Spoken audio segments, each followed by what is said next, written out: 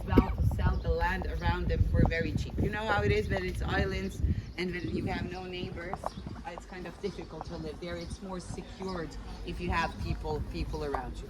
This place looks a bit different than nowadays. So the water level wasn't there where we dock. The water was almost up until here, meaning when you arrive by boat, you will immediately enter your property. You can see it's like a defense system around it. These walls, and then you have these fortresses. Obviously, back in the past, you had pirates attacking, things like that happening. So in case somebody attacks, you would enter that fortress. You would pull in the ladder so nobody can follow you. If they still tried following you from upstairs, you would really, since it's a place where they produce a lot of olive oil, you would use boiling oil from above, pouring. And that was a method very famous all around Dubrovnik, all around the world actually back then. In reality, above every single gate of the old city of Dubrovnik, there used to be boiling oil as a method of keeping people from enemies from entering. You can see a coat of arms above the gate. Each family back then had their own coat of arms, and since this family, like many families, it was a merchant family, owning ships like the one we are on. That's why you have that dolphin and the siren on it. Then you enter this property. The first thing you get to see is that it's like a simple system like apartments of ours today. When you have somebody visiting, you want to impress them right away. So we have the pretty things. When you enter here, the first garden, the plants are pretty to the eye. Meaning you have palm trees. To the right of the palm tree, that's a magnolia tree. Do you know magnolia?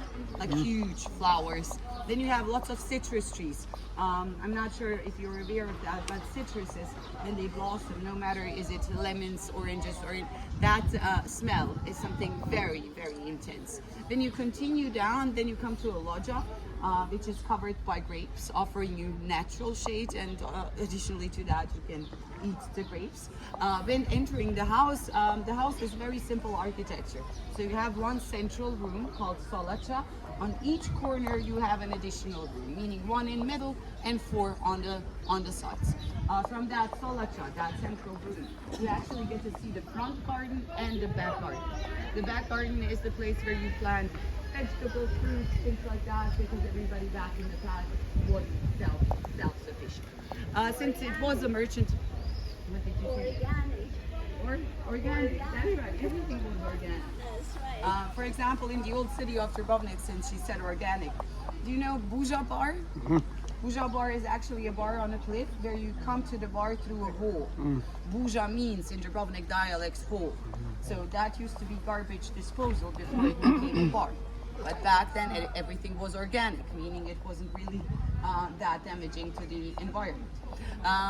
That's what I wanted to say. The family was a merchant family. Men would work on ships. They would be gone for many years. Back then, when you would sail on ships, everything was slower. So these men would be gone for 5-6 years. That's why it was important that each family has their own priest.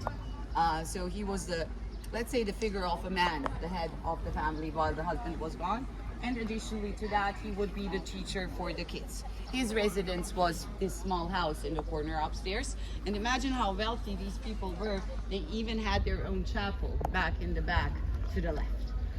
Keep in mind, this is only summer vacation setting, meaning they had their primary home in the old city of Dubrovnik. Nowadays, it's interesting, there is one family living inside and owning this. I do have to say, first of all, buying something like this, it's very expensive because this is kind of very different.